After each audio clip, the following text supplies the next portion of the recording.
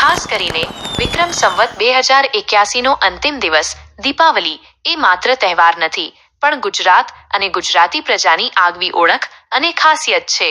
અંતથી આરંભ કરવો એ આપણી સદીઓ જૂની પરંપરા રહી છે. આ દિવસે જૂના વર્ષની પૂર્ણતા સાથે આપણે નવા વર્ષના આગમનનું સ્વાગત કરીએ છીએ, જે વિક્રમ સંવત 2082ના પ્રારંભનું પ્રતીક છે. ખાતાવહી ચોપડા પૂજન. શારદા પૂજનનું મહત્વ.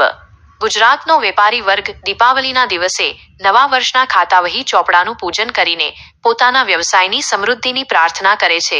આ પરંપરાનો મૂળ હેતુ એ છે કે ધંધા વ્યવસાયમાં સતત પ્રગતિ થાય.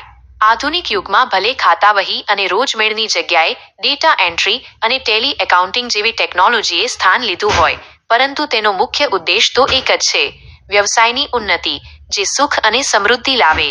આ દિવસે થતા ચોપડા પૂજનને શારદા પૂજન કહેવામાં આવે છે. આપણે કલા અને જ્ઞાનની દેવી માં શારદાનું પૂજન કરીએ છીએ. માં શારદાનું સ્વરૂપ શ્વેત વસ્ત્રધારી, સૌમ્ય અને શીતલ છે, જે જ્ઞાન અને પવિત્રતાનું પ્રતીક છે. આપણે ઘણીવાર શારદા અને સરસ્વતીને એક જ માનીએ છીએ, પરંતુ આ બંને શબ્દોનો અર્થ સૂચક છે. સરહ એટલે ગતિ પ્રવાહ, જે ભૌતિક જગતમાં અંદરથી બહારની તરફ થાય છે. શરહ એટલે તીવ્ર ગતિથી ભેદન કરનાર બાણનો અગ્રભાગ, જે આધ્યાત્મિક ક્ષેત્રમાં બહારથી અંદરની તરફની ગતિ સૂચવે છે. આથી જ શરદકાળે, શરદ ઋતુમાં નવમીના દિવસે સૂરદેવોએ માં શારદાની સ્તુતિ કરી, જે શારદા તરીકે ઓળખાયા. શારદા એટલે આત્મચિંતન દ્વારા યથાર્થને જાણવામાં સહાય કરનાર શક્તિ. શારદા એ કર્મ છે, જ્યારે સરસ્વતી એ પરિણામ છે. બ્રહ્માની જ્ઞાન શક્તિ અને વાણીની અધિષ્ઠાત્રી દેવીને સરસ્વતી કહેવામાં આવે છે. સારદદાતિથિ શારદા એટલે કે જે સાર આપે છે, તે શારદા.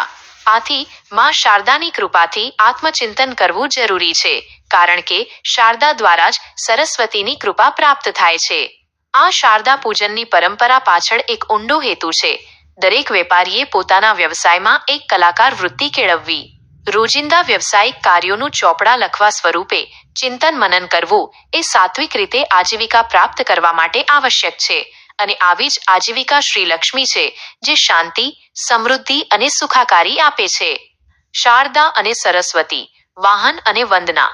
શારદા વંદનામાં કહેવાયું છે કે શુક્લા બ્રહ્મ વિચારસાર, પરમામ આદ્યામ જગત વ્યાપિનીમ, વીણા પુસ્તક ધારિણીમ, અભયદામ જાડ્યાંધકાર અભામ, હસ્તે સ્ફાટિક માલિકામ, વિદ્યતીમ પદ્માસને સંસ્થિતામ, વંદેતામ પરમેશ્વરીમ ભગવતી બુદ્ધિ પ્રદામ શારદામ. શારદા વંદના કર્મયોગી બનીને પાત્રતા કેળવવા માટે છે. માં શારદાનું વાહન મયુર છે, જે મહેનત, ભાવ અને ઉત્સાહથી થતા સપ્તરંગી કર્મોની પ્રતીકાત્મક રજૂઆત છે.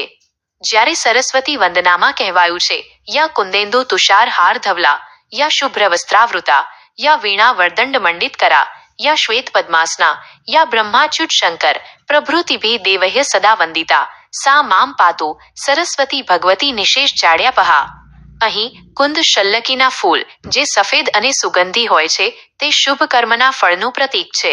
માં સરસ્વતીનું વાહન રાજહંસ છે, જે પરમ સાત્વિકતા, પૂર્ણ સિદ્ધિ, શાંતિ અને સંતોષનું પ્રતીક છે. મેરાયુની અદ્ભુત પરંપરા.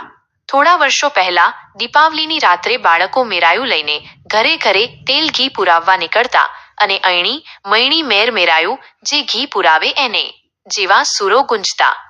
આ પરંપરા ભગવાન શ્રીકૃષ્ણના ગોવર્ધન પર્વતને ધારણ કરવાના કથાનક સાથે જોડાયેલી છે.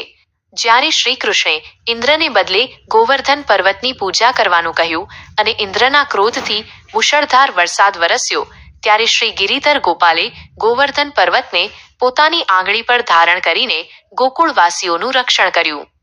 વરસાદ બંધ થયા પછી ગોપલોકોએ પર્વતની ગુફાઓમાં આશરો લીધેલા ગામવાસીઓના ખબર અંતર પૂછવા માટે કામચલાઉ મશાલ, મેરાયું લઈને ફરવાનું શરૂ કર્યું અને પૂછતા: માવડી, ગાવડી મેર મેરાયું, એટલે કે તમારી ગાયો વગેરે પશુધન સહી સલામત છે ને? સમય જતાં આ મેરાયું શબ્દનો ઉપયોગ દીપાવલીની રાત્રે બનતી કામચલાઉ મશાલ માટે થવા લાગ્યો. આ કથાનક દીપાવલીના બીજા દિવસે થતી ગોવર્ધન પૂજા અને અન્નકૂટની પરંપરા સાથે પણ જોડાયેલું છે. પરંપરાગત રીતે મેરાયું ખીજડા કે આંકડાની શાખા અથવા શેરડીના સાંઠામાંથી બનાવવામાં આવે છે. તેમાં સૂકા ટોપરાની કાચલી મૂકીને રૂ અને તેલ ઘી ભરીને તેને પ્રગટાવવામાં આવે છે. શારદા પૂજન પછી આરતી માટે આ મેરાયું પ્રગટાવાય છે. મેરાયું પ્રકાશ અને સમૃદ્ધિનું પ્રતીક છે.